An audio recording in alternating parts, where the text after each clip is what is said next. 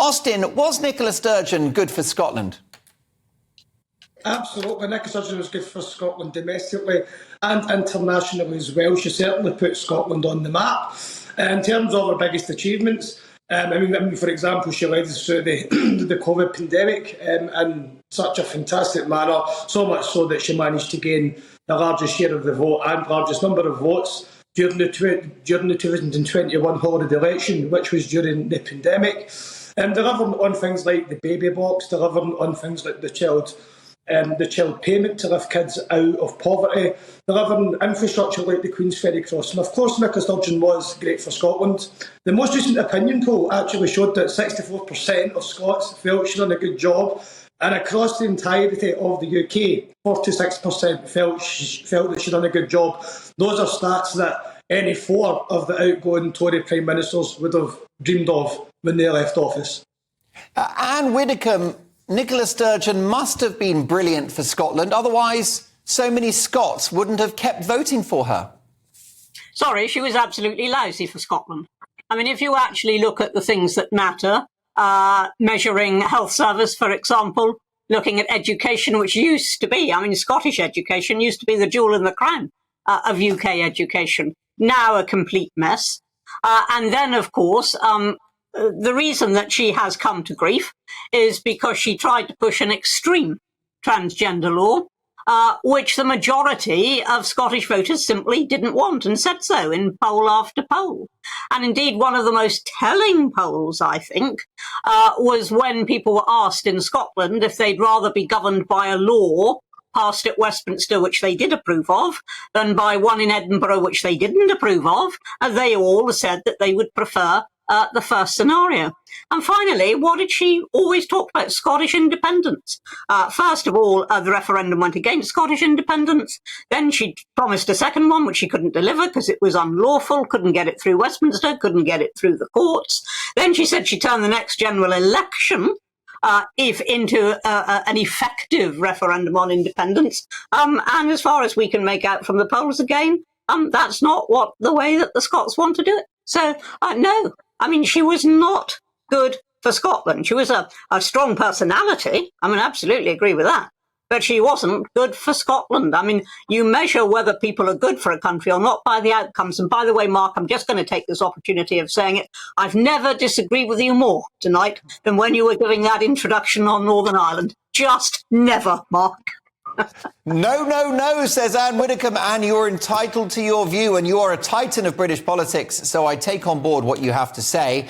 Austin, let's have a look at some of the detail here. A massive attainment gap in education, upon which Nicola Sturgeon 5 years ago asked voters to judge her.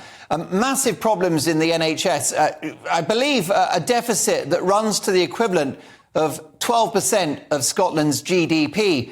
We've got alcoholism, we've got drug deaths through the roof. Scotland's financially broke. COVID outcomes were terrible. The country's in a mess 8 years on.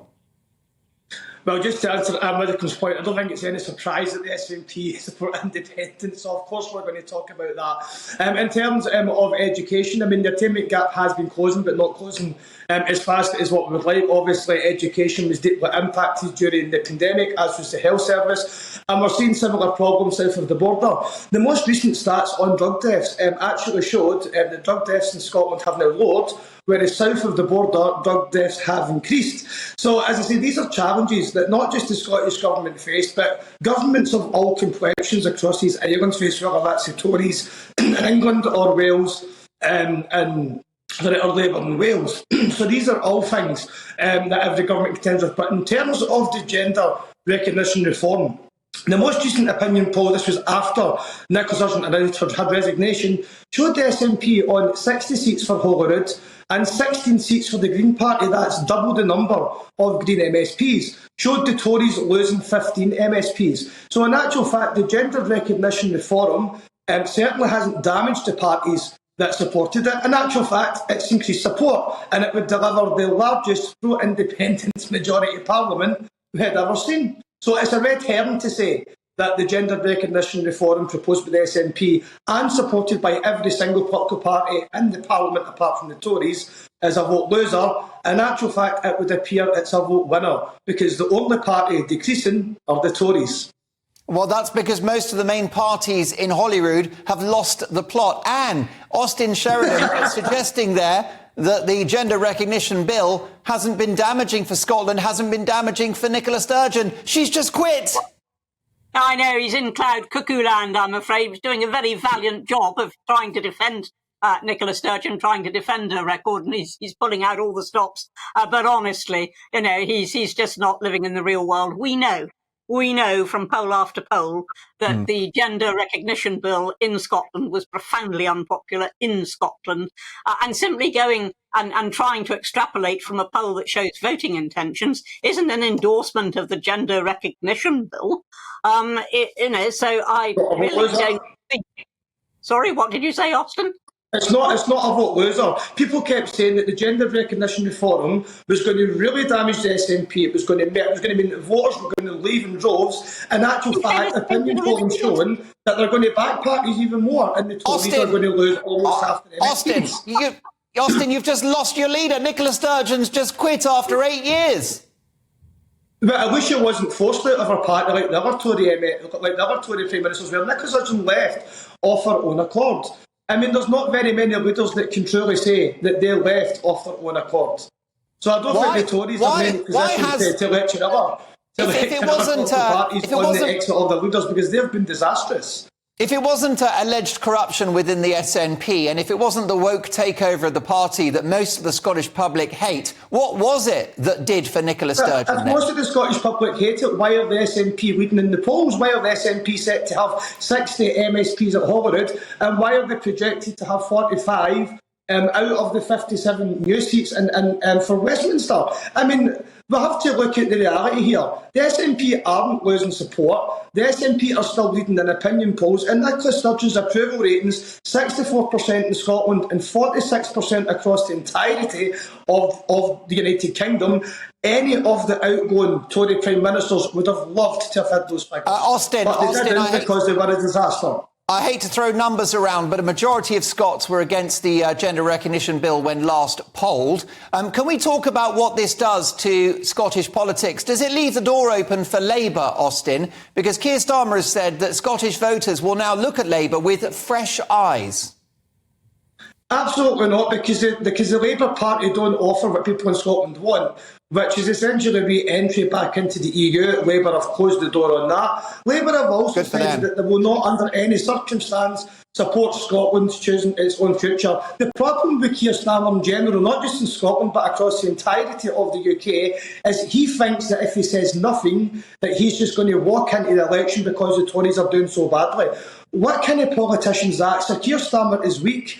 And if the Labour Party, and this is free advice to them, if they actually want to have a leader that can govern properly, they should actually look at ditching him and replacing him with somebody who's actually got principles. Anne, this could be good news for Keir Starmer. Has the departure, or will the departure, of Nicola Sturgeon open the door to a Labour victory at the next election? I think it certainly helps Labour. I don't think there's any point in denying that at all, although I'd like to think it didn't help Labour. I think it does help Labour. I think that it's been a big blow to the SNP. I think the whole mess around not only the gender recognition bill, but also the whole business of Scottish independence and the fact that she couldn't get a lawful second referendum. I think the whole thing does open the way for some Labour gains in Scotland. I've no doubt about that. I don't like it, but I think it's true. Austin Sheridan, finally, why are you so loyal to Nicola Sturgeon? What's she got on you? Has she got pictures of you in your Speedos or something? Oh my goodness, if she did, I would feel really, really sorry for her.